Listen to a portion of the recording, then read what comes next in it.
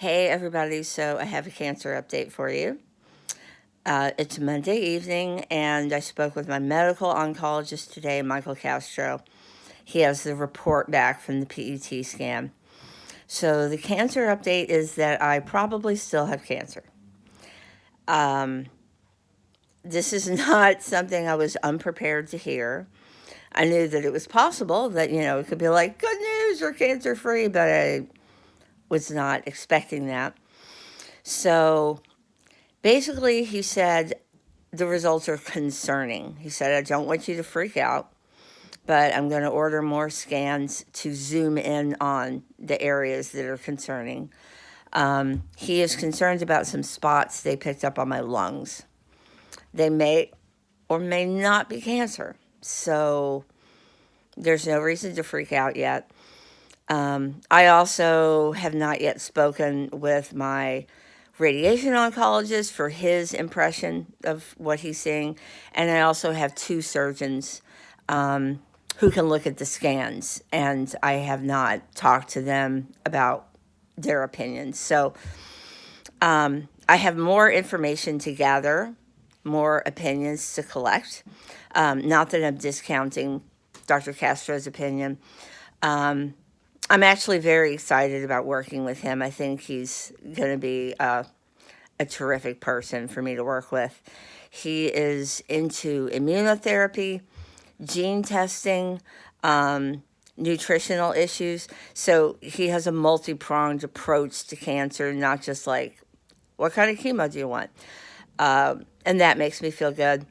So there might also be clinical trial drugs available to me through one of my surgeons. That's another possibility. Immunotherapy is a possibility. So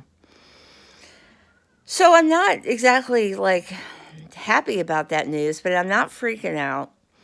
I knew I probably wasn't done having cancer.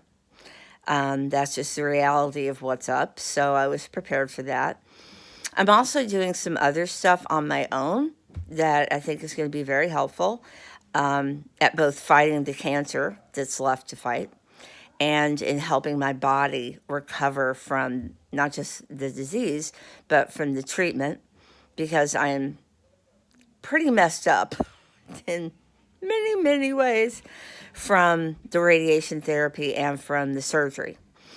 So one of these things is that I have been doing is hyperbaric oxygen chamber therapy. I've primarily been doing it to help heal this wound on my neck, which looks kind of gruesome, but it is actually much better. You should have seen it before. It was really scary. I just discovered that there is something that is in the ballpark of hyperbaric oxygen chamber therapy, but is even better. And it's something I can do at home and takes less time and is actually cheaper. So I'm really excited about that. It is called EWOT, EWOT, if you want to Google it. And that stands for exercise with oxygen therapy.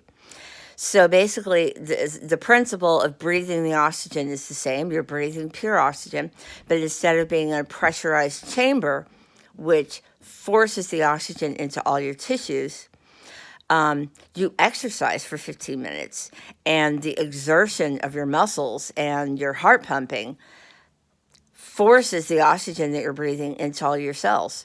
So instead of doing it with a pressurized chamber, you're doing it with exercise. So I'm really excited about that. I'm looking into getting my own setup. It will probably cost about $500 or $600 if I do it like the homemade cheapy version of it. And I think I can do that. The other thing I'm pursuing that I'm super interested in is a guy named Bill Bennington. And he teaches a version of hands-on healing that has had some clinical research behind it, show that it is useful in treating cancer.